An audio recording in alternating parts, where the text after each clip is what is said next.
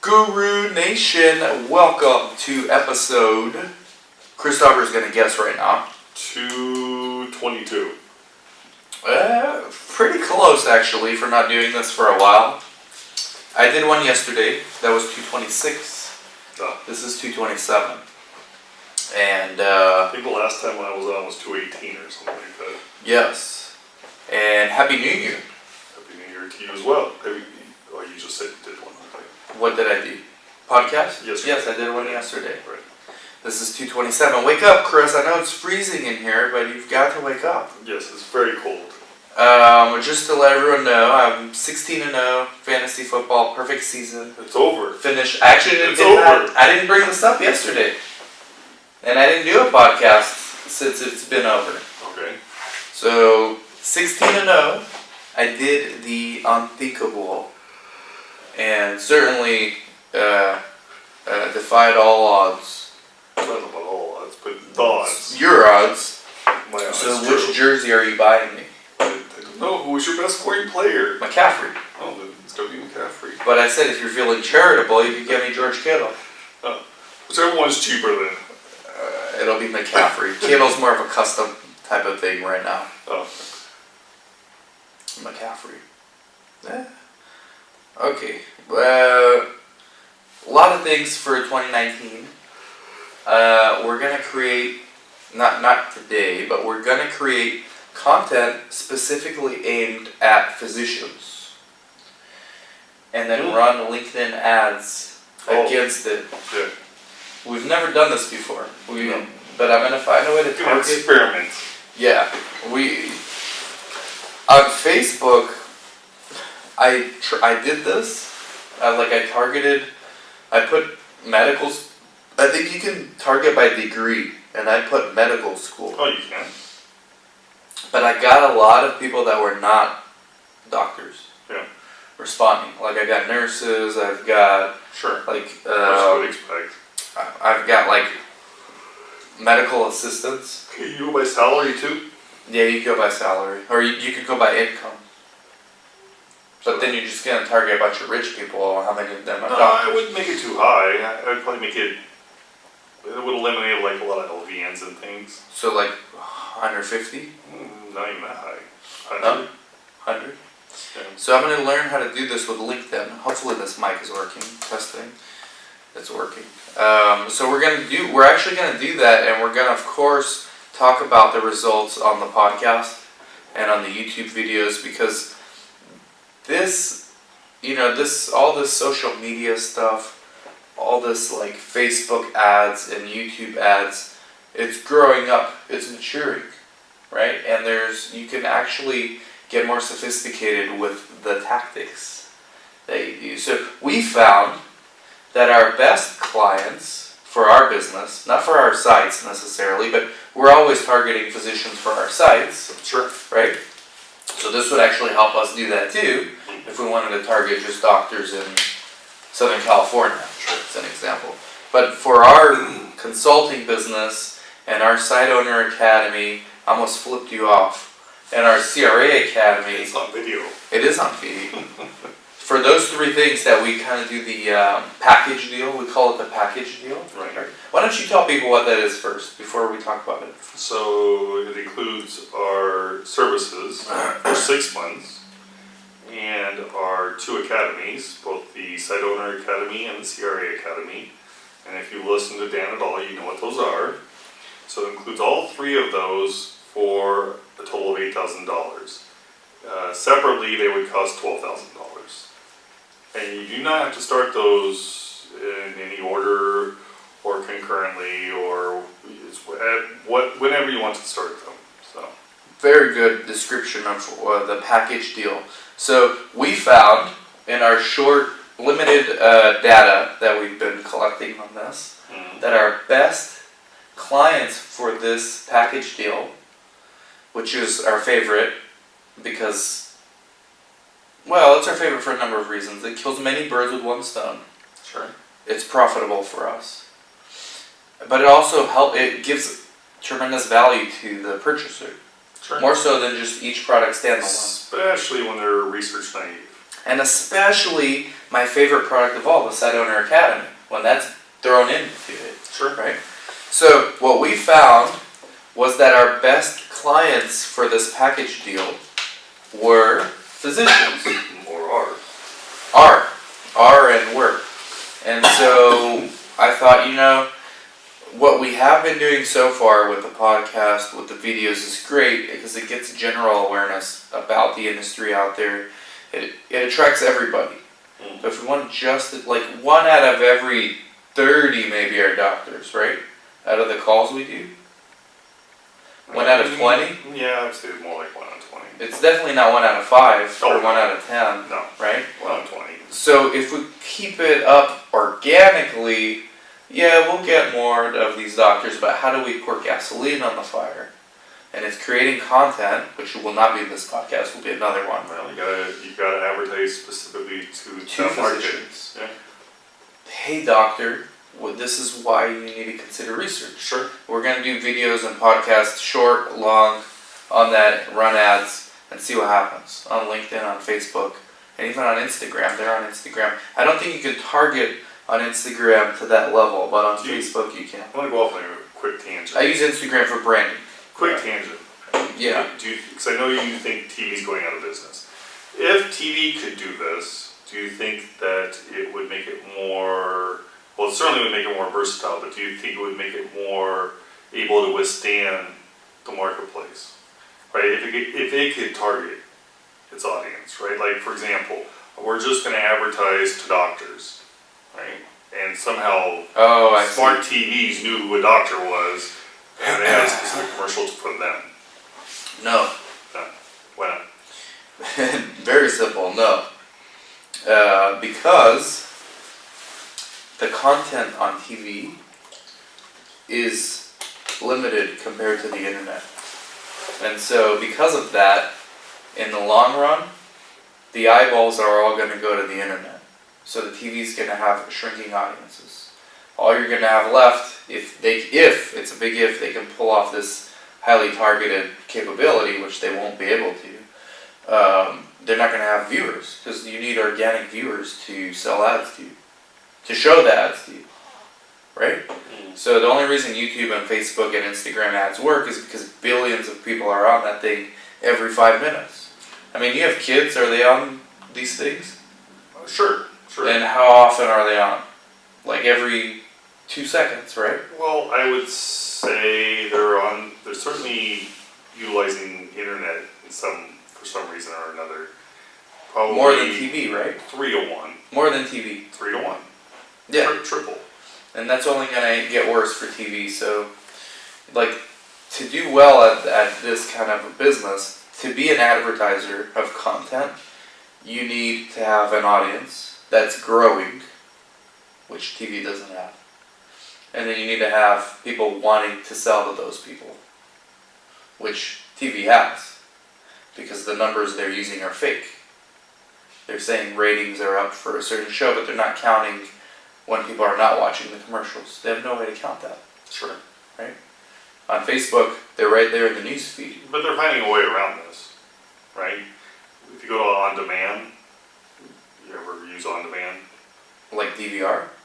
Not DVR, but on demand. So it's a function that a lot of providers have now, where whatever they've shown on TV over the last 2 years, you can watch, right?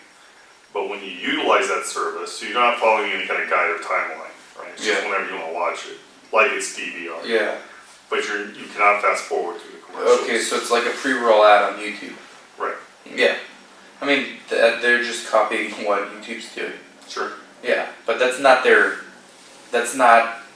TV networks, that's not their bread and butter. Like, they rely on those shows, a commercial show, and now with on demand, they're putting ads on there too. So they're trying to be more like YouTube. But anyways, we got off on this tangent. Even though you said we would, I forgot what we were talking about. How to advertise to a specific market. We're going to do that this year, 2019. I was talking about goals, yesterday in the podcast, episode 226. If you want to listen, our January webinar will be on how to do more in clinical research. We don't need to get into that now, but the answer is do more if you want to grow. But today, we're going to talk about, kind of related to the physician thing, we're going to be targeting physicians in future episodes and podcasts, but today we're talking about, and we're answering a client's question or a dilemma and another non-client's question about PIs, keeping them happy, and everything else that involves. Do you disclose the budget to them?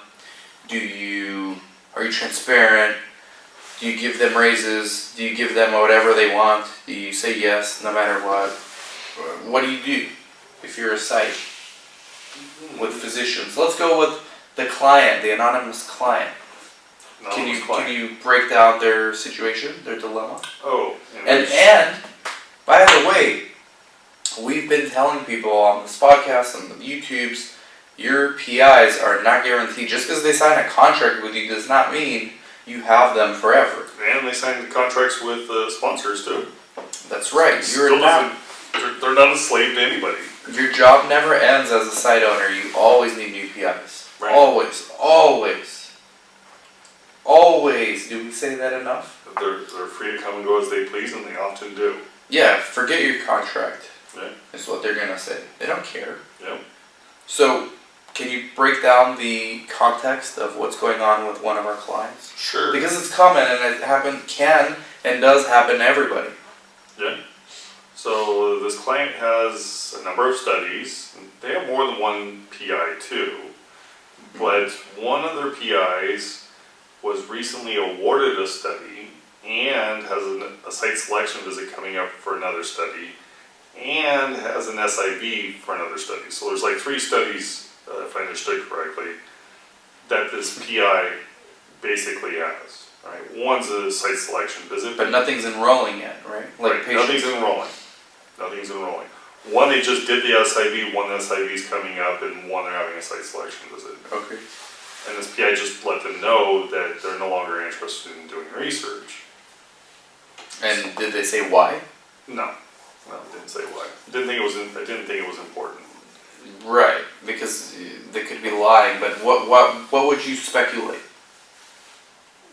Time, probably. Time. They found that because all these three studies all came around at the same time, right? Okay. And it's not a lot of time, but just to go through the site initiation and site selection visits and taking care of the regulatory, they found was too much for them. I guess. Maybe that would be my guess. At maybe the 1572, maybe responsibilities. That's one scenario. Sure. And we've seen that before. Yeah. Another one I've seen before is they tell you that, but the real reason is they're going to do it on their own without you. That surely can happen too. Right? Yeah. That's a possibility. Sure. Or another site owner approached them and said, hey, forget those guys, I can get you more studies. Mm-hmm. And you'll do even less work and I'll pay you more. Mm-hmm. Sure. Right? Could be. There's probably more possibilities than that, but surely those things do and can occur. So what was your advice, before we get into how to mitigate this risk, which I really think there's only one strategy, which is to constantly be recruiting new physicians? Well, how do you mitigate? Well, what was your advice?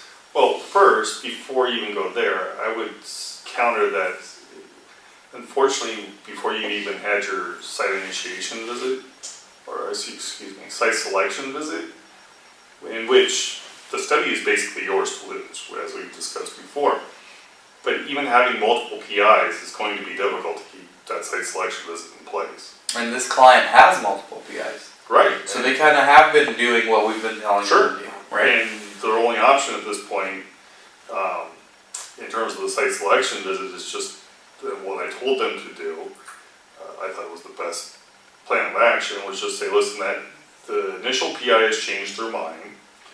They are no longer interested in doing research. However, there's this PI or sub-I, and we were going to get all referrals for the patients through this person anyhow. Yeah. PI doesn't see these patients. He's now he initially was not interested in research, but now he wants to follow his patients and he's going to refer them for the study. So he'd prefer to be the PI. I said, that's your best option. And whether it's true or not, just tell them that. Yeah, I've been there and done that, and that does work. Yeah. And it's more likely to work in a market like 2019 When it's busy. when there's a high supply Right. of studies, Right. as opposed to 2012. Which low supply. They Well, just actually, say. 2012 wasn't that bad, but like 2014. Well, the problem is, in case people are not following why this is a big deal, is basically the sponsor has to go back to the starting line, right? They need to get a CDA in place with the if Not necessarily. Well, sure, if it's with the site, they don't need to do the CDA. But if it's with the PI, they have to start back and getting the CDA in place, and doing the feasibility questionnaire, because it's all based on the principal investigator. Or most of the time, the CDA is with the site, so that's usually not a problem. Sure, so we can skip that, but we still need to do the feasibility questionnaire. Yeah. It's freezing in here.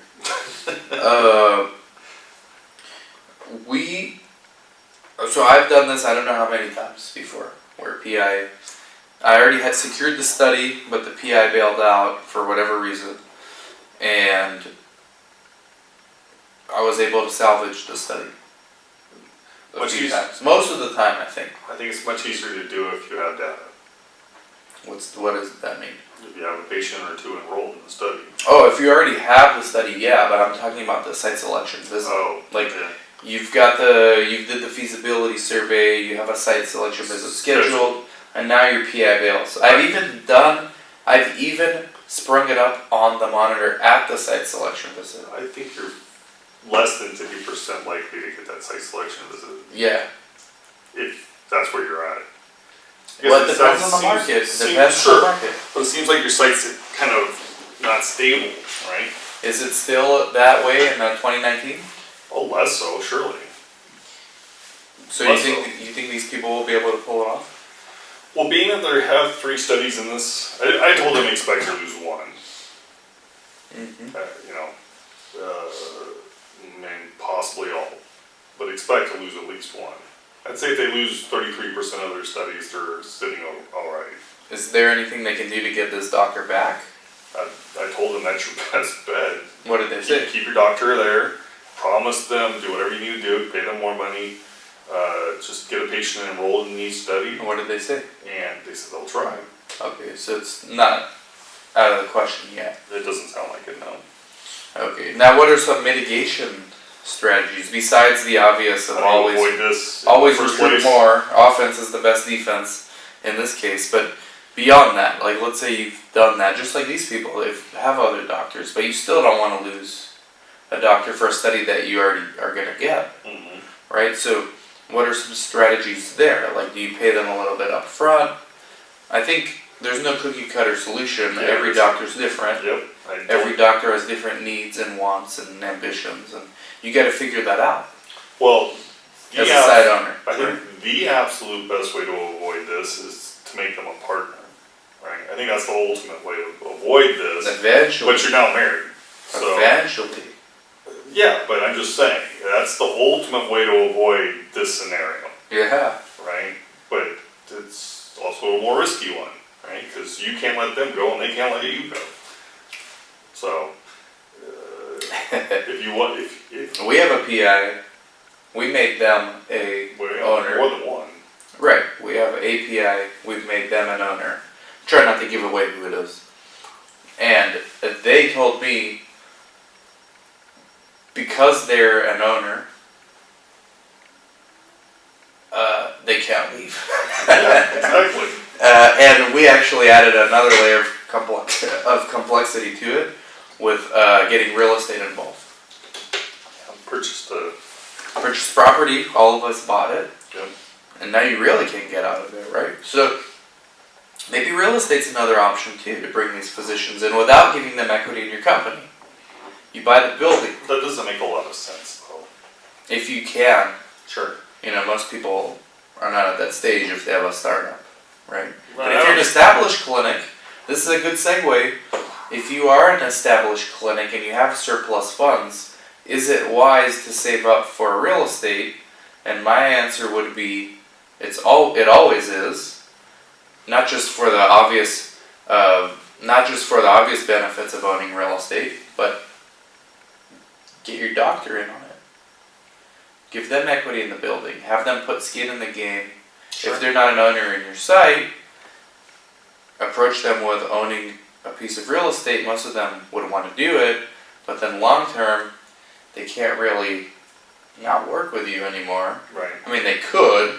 They can keep the real estate separate from their business, but if you guys can't pay the mortgage, or if you all have to come out of pocket because the research site can't survive and pay for the mortgage on its own, so now the owners have to come out of pocket and pay for the mortgage. Sure. Now it makes that doctor think again about wanting to leave research. Right. So it's like, I don't know if it's a nice way of like a golden handcuff. Okay. That's like a way of putting it. So what do you think about real estate as a mitigation strategy? Oh, of course, it works well for us, but that's not an option for a lot of people out there. Not for startups, but it's an option for like the sites that are already. Sure. There's sites out there sitting on tons of cash and don't know what to do with it. Yeah, sure. Right? Partnership. Much more Doable, practical. Yeah. Partnering, giving a doctor equity in your company, even if you don't know them. Yeah. It's risky. I would get to know them first before Sure. doing that. Yeah, Like, it's risky. at least, you gotta work with me at least a year, at least 2 years. Good segue, same topic. Somebody else called me today, non-clients, but I guess like big fans, big listeners and viewers. And they're having the same issue with one of their PIs. They're not sure, because they're paying their PI hourly, but now they want to start paying them a different way, which we recommend. You don't pay them hourly. We're going to get into some strategies right now of how to pay PIs at different stages of your site, right? Which could be another webinar in and of itself at some point. Amy, minute 22, please, episode 227. Thank you. Start editing. She'll do it. February. I need to write this down. So they said, hey, we've been paying our PI hourly, but now he wants to get paid by assessment. And do we show him the budget? What do we do? And I said, don't do that.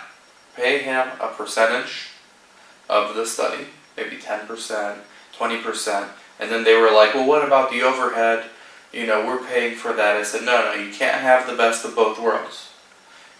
You're either going to pay them per assessment, right? And so it's more money out of pocket up front for you, less for them long term. And I don't like doing it that way for a number of reasons. Go on. There's not like working capital, cash flow. Sure, you're coming out of pocket before you have cash flow. Yeah, no incentive. It's also more difficult, right? Because you got to track everything they do. Yeah. I mean, once you get busy, that becomes very difficult. If this PI is, say, seeing 5 patients a day, boy, that's a lot of work. Right. I much prefer cutting a percentage of it. When I get paid. Right. It solves the cash flow problem, and it also simplifies paying them. Right? And they actually make more. Yeah. They can see it. Yeah. And you look like a better person. Sure. Because you're now showing them the whole budget. Right. And you're saying, look, this is the entire budget. I'm paying you 10%. I'm paying you 20%. Whatever the case may be. You have to show them the budget. They just, every check you get, you make a copy of the check. Right, but they're gonna. A lot of them are gonna want to see it. I've been asked very few times by the PI that's not a partner, not a business partner, to see a budget. They usually just say, okay, like having a copy of the check is enough. Right? Well, I goes with our PIs here. I go a step further, right? Because you get the itemized invoice. I give them a copy of that too, just so they know they're getting paid for everything. They can keep track of it themselves. Yeah. There's nothing being hidden from them. But then, so these people were thinking, okay, but then there's overhead. Do we pay them that? Yes, you pay them everything. They were trying to find ways to take more for themselves, which is not a bad. I mean, you're in business, but yeah, but you're gonna lose your PI if you're not fair. You're gonna lose your PI, and you're trying to have the best of both worlds. You're trying to defer payments, and save in the long run, Right. which you can't. And you're not being fair, so you're going to risk losing your PI. Right. But if you're transparent, show them the entire budget, explain to them, I negotiated this budget, so this is not the original budget that you would have gotten on your own without me. So you're benefiting from my skills. Additionally, there's this thing called overhead. I'm paying you for that too, even though I'm taking care of all the overhead. Like, I'm paying for it, but you're getting paid for that overhead as well, Right. as part of the budget. And you're also getting paid for assessments you're not doing, nor will you ever have to do. Right? Yeah, absolutely. So it's going to make you look better, and then if they ever complain, well, the percentage is too low, you tell them this. Yeah. You break it down, and this is what I told these people. And then once you this is a great strategy for a PI who is doing 7 or fewer trials, in my opinion. 7 or fewer decent studies. Sure. Once you start getting close to 10 studies that this PI is in charge of, this is, if you're just paying them 10 or 20% of every check you get, you're actually paying them A lot of money. a crap load of money. Yeah. Before you get to that point, this is why I said 7, because really you want to do this at 10. But the PI wouldn't go for it at 10, because now they're like starting to see like real money every month, right? So when you get to 7, but you know you're about to get to 10, you approach the PI, and again, everyone has a different number, but everyone has a number, and say, hey, just keep it simple. You're just going to be a contractor or a W-2, whatever you prefer. If you want to be a W-2, we'll give you benefits, all that stuff. If you want to be a contractor, obviously you're responsible for your own taxes and all that. But we're going to pay you a monthly fee, just a salary. 10 grand, 12 grand, 15 grand, whatever makes sense, right? Sure. I mean, if they have 30 studies, 10 grand a month is not enough, but maybe 20 is. Right. Or maybe 10 is, if they don't know. But in my opinion, it's not fair. You want to be on the north end of fair when you're paying your PIs. Sure. And there is the downside to doing this. And I agree with what you're saying. But Do you agree with all this? Sure. Because I've gotten to this point at one of my sites in the past. Might be at that point soon if we're going to have a great year at another one of our sites. Sure. Maybe even here, maybe 2 sites. Where we can have that conversation with the PI and say, hey, instead of paying you this, we're going to pay you like $8,000 a month. So here's the question, the downside. What happens when you hit a valley, a slow period? Yeah. Right. So how do you have that conversation? Now you're way overpaying. Right. Then what do you do? Then you be real with them. Hey, You're being overpaid. you were getting paid $10,000 a month when we had 10 studies. Now we're only at 5, and I've still been paying you 10. Can't afford that much longer. Let's go back to our old relationship. Once we pick up a few more studies. And do you think the PI will agree to that? I don't know. I think you're going to lose about half your PIs at that point. You might, but you get bigger problems than losing your PIs at that point. You're losing revenue. Yeah, you're going to lose your house. Yeah. You're going to lose your shirt. Right? Yeah, but I think you run the risk for losing the PI at that point. Right. Which is why you always need to get more. Right. Because you want the new ones to come in when you're grooming them as the cycle's turning again. It's all cycles. Sure. Ebbs and flows, right? Yeah. You're going to lose your PIs probably most of the time. Unless, like you said, you marry them with... Yeah, somehow. Well, marry them. Right. Like, actually marry them. Which we know some. Yes. Or marry them, figuratively speaking, by giving them equity in your business or in a piece of property. Right. Right? Yeah. Is that enough? Is that good for this podcast? Yeah, it's cold in here. Yeah, it is freezing. The heater's broken. Yeah, it's a part broke, and the HVAC guy said, there's plenty of these parts in the area, just not the specific one I need. Well, I gotta order it, we'll get it next week. good thing we have a backup generator for the IP. Otherwise, the meds would be popsicles. Yeah, they're frozen. Yeah? Yeah. Good thing. Anything else? No, I think that's good. That's it. Thank you for listening, Guru Nation. Happy New Year, and we're excited about the content for this year. Catch y'all later. Bye-bye.